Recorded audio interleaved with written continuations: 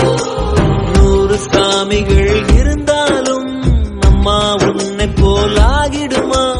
கோடி கோடியாய் கொடுத்தாலும் நீ தந்த அன்பு கிடைத்திடுமா? ரத்தத்தை நான் தந்தாலுமே உன் தியாகத்துக்கு ஈடாகுமா?